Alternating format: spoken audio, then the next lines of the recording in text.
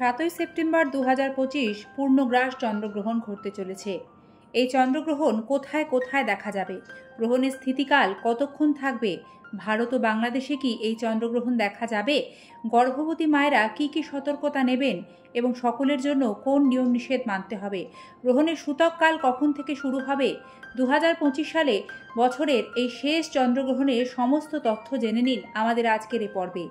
নমস্কার দর্শক শ্রোতা বন্ধু, আপনারা দেখছেন সিংহরায় ডোরবেল। আজকে নতুন একটি পর্বে আপনাদের সকলকে স্বাগত জানিয়ে আমরা এই আলোচনায় সরাসরি প্রবেশ করছি। প্রাকৃতিক নিয়মে সূর্য, পৃথিবী এবং চন্দ্র এক সরল রেখায় অবস্থান করলে পৃথিবীর ছায়া চন্দ্রের ওপর পড়ে এবং তখন চন্দ্রগ্রহণ হয়। চন্দ্র সূর্যের আলোয় আলোকিত হয়, সূর্যের আলো চন্দ্রের উপর পড়ে প্রতিফলিত হওয়ার ফলে চন্দ্রকে আলোকিত দেখায়। প্রাকৃতিক নিয়মে সূর্য, পৃথিবী এবং চন্দ্র এক সরল রেখায় অবস্থান করলে পৃথিবীর ছায়া চন্দ্রের উপর পড়ে এবং তখন চন্দ্রগ্রহণ হয়। একই সরল রেখায় অবস্থান করলেও সূর্য, পৃথিবী এবং চন্দ্রের কৌণিক দূরত্বের উপর নির্ভর করে পূর্ণগ্রাস বা আংশিক চন্দ্রগ্রহণ হয়। আগামী 7ই সেপ্টেম্বর রবিবার যে চন্দ্রগ্রহণটি ঘটতে চলেছে সেটি কিন্তু পূর্ণগ্রাস চন্দ্রগ্রহণ। এবারে আমরা জেনে নেব এই চন্দ্রগ্রহণ কোথায় কোথায় দৃশ্যমান হবে, অর্থাৎ দেখা যাবে। 2025 সালে বছরের এই দ্বিতীয় ও শেষ পূর্ণগ্রাস চন্দ্রগ্রহণ দেখা যাবে ভারত, বাংলাদেশ এছাড়াও Asia, Australia, New Zealand, America, Fiji এবং আন্টার্কটিকার কিছু অংশে। এবারে আমরা 2025 সালে চন্দ্রগ্রহণের সার্বিক সময়সূচি আগে প্রদান করব, তারপর ভারত ও বাংলাদেশের জন্য নির্দিষ্টভাবে এই চন্দ্রগ্রহণ কখন শুরু ও শেষ হচ্ছে, সূতককাল কখন থেকে শুরু হবে, গ্রহণের স্থিতিকাল কতক্ষণ নির্দিষ্টভাবে লিখিত রূপে প্রদান করব। কারণ ভারত ও বাংলাদেশে এই চন্দ্রগ্রহণ দৃশ্যমান হবে, এর সূতককালও বৈধ হবে। নিয়ম নিষেধগুলি কখন থেকে পালন করতে শুরু করবেন সে সমস্ত কিছু জানার জন্যই এইভাবে সঠিক ও ভিন্ন যে সময়সূচি সেটি জানা প্রয়োজন।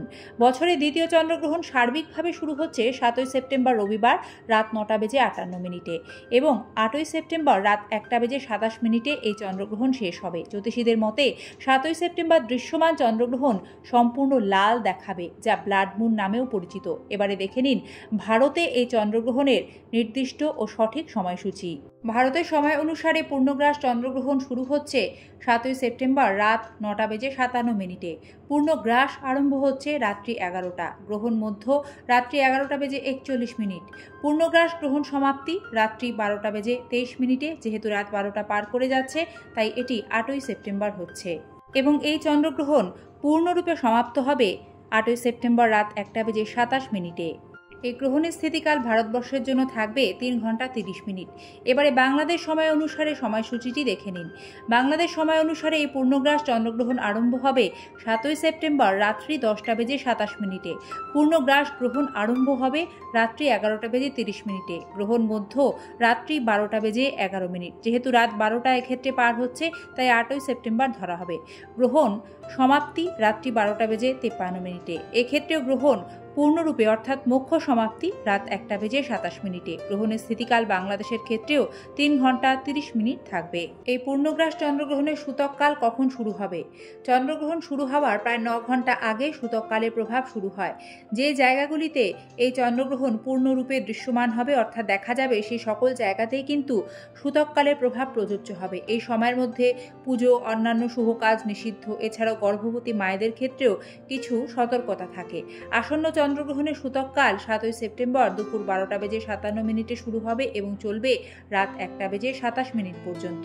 এবারে আমরা জেনে নেব এই চন্দ্রগ্রহণের বিশেষ সতর্কতা, অর্থাৎ এই দিন আপনারা কোন কাজগুলি ভুলেও করবেন না ও গর্ভবতী মায়েরা এই দিন কি করবেন ও করবেন না। গ্রহণ শুরু হলে কোনো রকম শুভ কাজ শুরু করতে নেই। মন্দিরে প্রবেশ বা পূজা পাঠ করা যাবে না। এ সময় মন্দিরের দরজা বন্ধ থাকবে।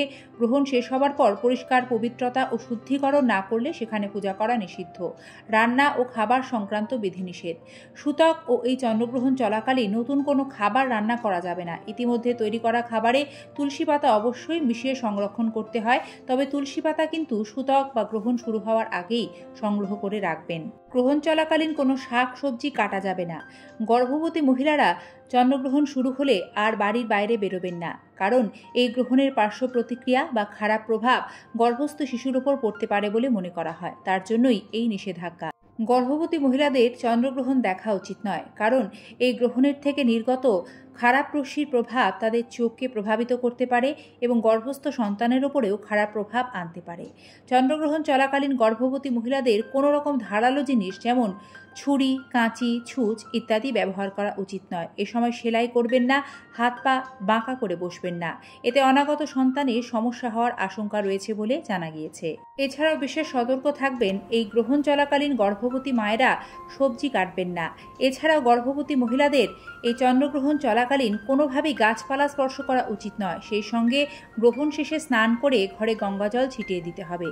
এই পূর্ণগ্রাস চন্দ্রগ্রহণে সমস্ত রকম খারাপ দিক থেকে বাঁচতে এবং নিজের গর্ভস্থ সন্তানকে ভালো রাখতে এই বিশেষ তিথিতে গর্ভবতী মায়েরা একটি বিশেষ কাজ করতে পারেন। গর্ভবতী মহিলাদের উচিত তাদের দৈর্ঘ্যের একটি সুতো অর্থাৎ মাথা থেকে পা পর্যন্ত নিয়ে একটি সুতো মাপ করে অন্য একটি জায়গায় ঝুলিয়ে রাখুন। পুরো গ্রহণ সময়কালে সুতোটি সেখানে থাকতে দিন। গ্রহণ শেষ হওয়ার সঙ্গে সঙ্গে সেটি জলে ভাসিয়ে দিন। বিশ্বাস করা হয় এই প্রতিকার করলে গর্ভবতী মহিলা ও শিশুর ওপর এই চন্দ্রগ্রহণের কোনো খারাপ প্রভাব পড়ে না। যতটা পারবেন বেশি বেশি করে এ সময় ঈশ্বরের নাম জপ করবেন। এতে গ্রহণের ফলে যে মন অশান্ত হয়, শারীরিক বিভিন্ন সমস্যা তৈরি হয়, সেগুলি কম হবে, আপনারা স্বস্তি বোধ করবেন। কয়েকটি সতর্কতা প্রত্যেকের জন্যই। খালি চোখে কেউই এই পূর্ণগ্রাস চন্দ্রগ্রহণ দেখবেন না। বিশেষ ব্যবস্থা গ্রহণ করে তবেই কিন্তু পূর্ণগ্রাস চন্দ্রগ্রহণ দেখতে হয়। চন্দ্রগ্রহণের দিন খুব প্রয়োজন ছাড়া জ্যোতিষমতে দূরে যাত্রা করা কারোরই উচিত নয়। কারণ জ্যোতিষমতে এ সময় নেতিবাচক শক্তির আধিপত্য অনেক বেশি থাকে, যার ফলে ব্যক্তিকে বহু সমস্যায় পড়তে হতে পারে। চন্দ্রগ্রহণের সময় মনকে শান্ত রাখতে যে যার ইষ্ট মন্ত্র জপ করুন, এতে ভালো ফল লাভ করবেন।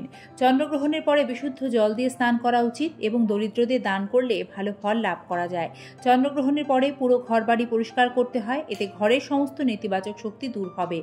গ্রহণের পর গরুকে ঘাস, পাখিকে খাবার এবং অভাবী ব্যক্তিকে পোশাক দান করলে বহুগুণ বেশি পুণ্য লাভ হয়। এই ছিল আজকের পর্বে চন্দ্রগ্রহণ সম্পর্কিত বিশেষ তথ্যাবলী। আজকের এই পর্বটি আপনাদের ভালো লাগলে পরিবার, পরিজন, আত্মীয় স্বজন সকলের মাঝেই শেয়ার করে দেবেন এবং এই ধরনের নিত্য নতুন তথ্য সমৃদ্ধ ভিডিও পেতে আমাদের এই সিংহরায় ডোরবেল চ্যানেলটি সাবস্ক্রাইব করে পাশে থাকা বেল আইকন প্রেস করে রাখার বিনম্র অনুরোধ জানিয়ে আজ এখানে শেষ করছি। সকলকে জানাই ধন্যবাদ, নমস্কার। দেখা হবে আবারও আগামী পর্বে।